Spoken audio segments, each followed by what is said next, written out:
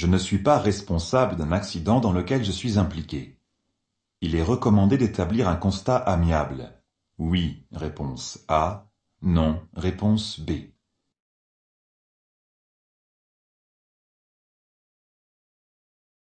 Quel comportement dois-je avoir suite à un accident? Je dois garder mon sang-froid, vérifier qu'aucune personne n'est blessée. Ensuite, je remplis un constat papier ou dématérialisé. Le constat permet aux assureurs de traiter le dossier le plus justement et le plus rapidement possible. Bonne réponse A. La signalisation interdit l'accès aux véhicules qui dépassent 3,50 m. De haut, réponse A. De large, réponse B. Qu'indique la signalisation? Ce panneau interdit l'accès aux véhicules dépassant 3,50 m de haut. Si un véhicule de plus de 3,50 m de haut s'engage sous ce pont, il risque d'être coincé. Bonne réponse A. Un entretien irrégulier augmente le risque de panne, réponse A, le temps de réaction, réponse B, le risque d'accident, réponse C. Qu'est-ce qu'un entretien régulier? C'est réaliser tous les mois un contrôle de l'état des pneumatiques, des niveaux, etc. C'est aussi faire réaliser les révisions chez un professionnel pour qu'il puisse vérifier et réaliser les travaux nécessaires. Sans cela, j'augmente le risque de panne et le risque d'accident en circulation. Bonne réponse A et C. Les véhicules roulant à 70 km/h doivent circuler dans la voie réservée aux véhicules lents. Oui, réponse A. Non, réponse B.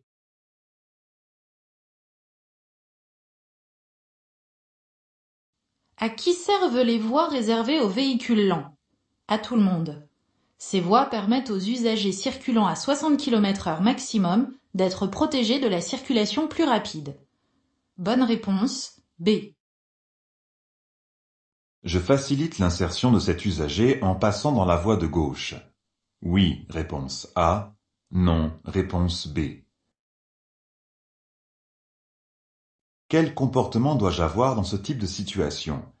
En s'insérant, cet usager ne respecte pas la distance de sécurité. La voie de gauche est libre. Je peux faciliter son insertion en passant dans la voie de gauche. Bonne réponse A. En tant que passager, je peux prendre un bébé dans les bras pour les courts trajets? Oui, réponse A. Non, réponse B.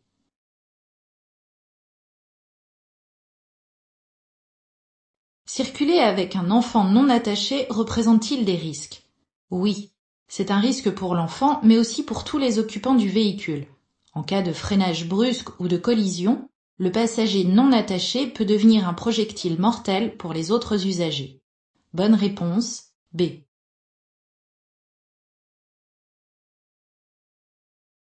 Les modes de déplacement les moins adaptés pour les courts trajets sont la marche à pied, réponse A, la moto, réponse B, la voiture, réponse C, le vélo, réponse D.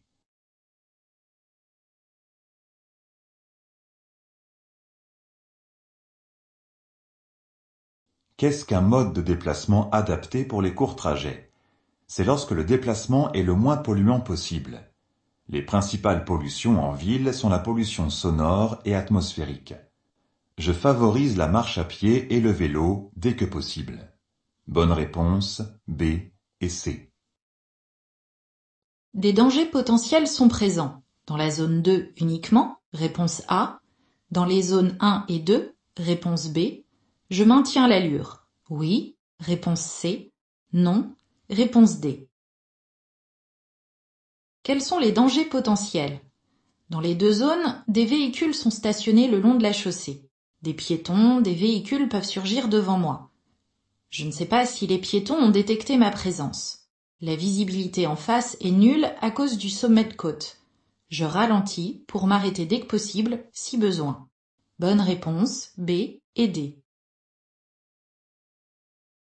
Tracter une remorque a une incidence sur la conduite. Oui, réponse A. Non, réponse B. Peut dévier ma trajectoire. Oui, réponse C.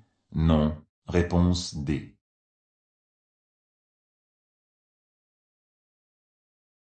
Quelles sont les incidences lors de l'utilisation d'une remorque? Les accélérations et les freinages sont plus longs. Les à-coups avec le volant peuvent entraîner une oscillation derrière le véhicule.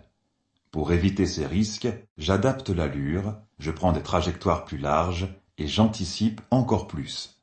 Bonne réponse A et C. Pour tourner à gauche à la prochaine intersection, je céderai la priorité aux véhicules venant de gauche. Oui, réponse A. Non, réponse B. De droite. Oui, réponse C. Non, réponse D.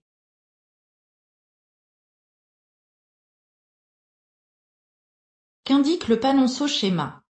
Le trait épais représente l'axe prioritaire. Si je reste sur cet axe, je n'ai pas à céder le passage. Les véhicules arrivant de droite rencontreront un céder le passage ou un stop. Bonne réponse B et D. Le régulateur adaptatif permet d'aider le conducteur à conserver une vitesse maximum, réponse A, une distance de sécurité suffisante, réponse B.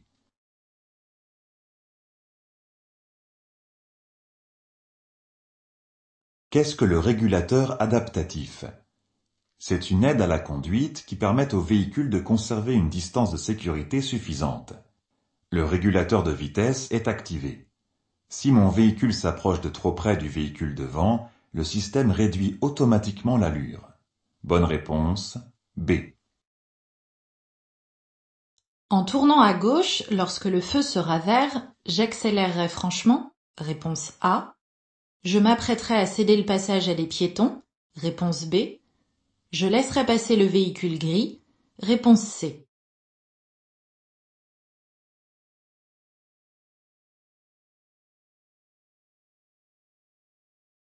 Que se passe-t-il? L'usager à droite souhaite tourner à gauche et est apparemment mal placé. Le plus souvent, les intersections comportent des passages piétons.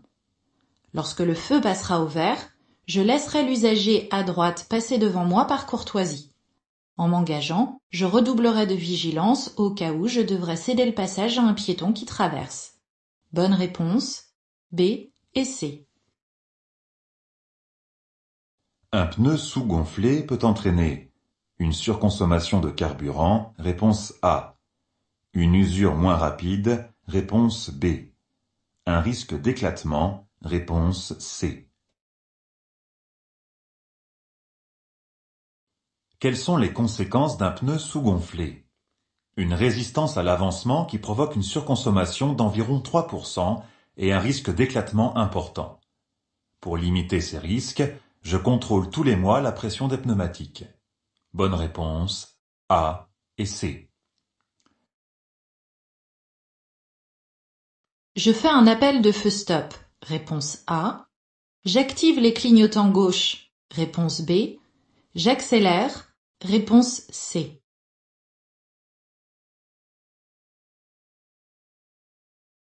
Que dois-je faire lors d'un changement de direction? J'avertis les usagers que je rencontre. J'adapte l'allure et je me positionne correctement. J'allume les clignotants gauche pour signaler mon intention de changer de direction à l'usager qui me suit. Bonne réponse B.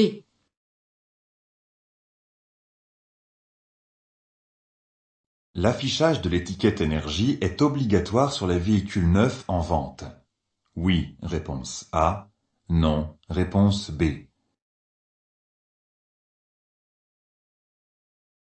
Qu'est-ce que l'étiquette énergie? C'est un affichage obligatoire sur les véhicules neufs en vente. Il y est indiqué notamment le type de carburant du véhicule désigné, sa consommation en carburant, sa quantité de rejet de gaz carbonique, etc. Bonne réponse A. Ce panneau annonce une chaussée rétrécie. Par la droite uniquement? Réponse A. Par la gauche uniquement? Réponse B. Par la droite ou par la gauche? Réponse C.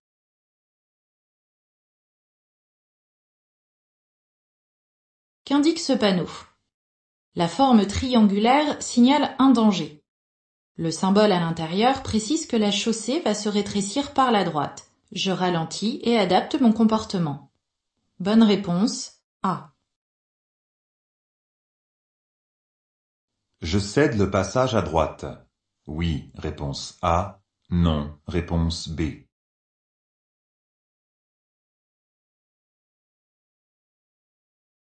Quelle est la règle de priorité? Il n'y a aucun panneau ou marquage indiquant le régime de priorité. C'est une priorité à droite. Je cède le passage à cet usager. Bonne réponse A.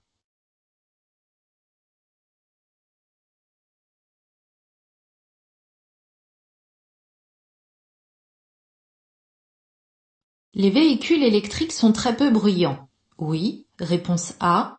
Non, réponse B.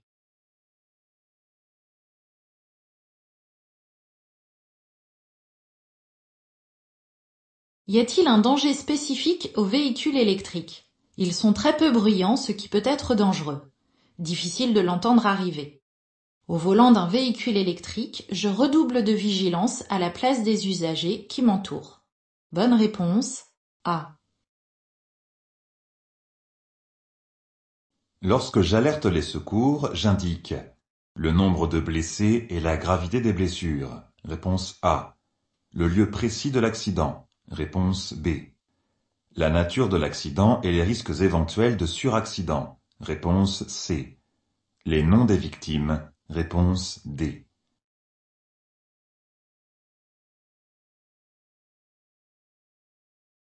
Quelles sont les informations importantes à donner au secours? Je dois donner un maximum d'informations pour que les secours puissent agir rapidement et efficacement. J'indique le lieu de l'accident, le nombre et l'état des victimes, le nombre et le type de véhicule impliqué, les dégâts matériels, etc. Bonne réponse A, B et C.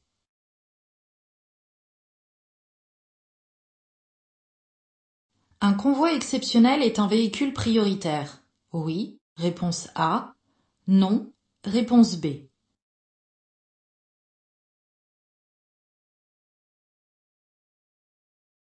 À quoi sert un convoi exceptionnel? À acheminer de la marchandise, des engins ou véhicules dont les dimensions ou le poids dépassent les limites réglementaires et sont susceptibles de gêner la circulation ou de provoquer des accidents. Dès lors qu'un convoi est engagé dans la circulation, je lui cède le passage. Mais cela ne fait pas des convois exceptionnels des véhicules prioritaires. Bonne réponse B.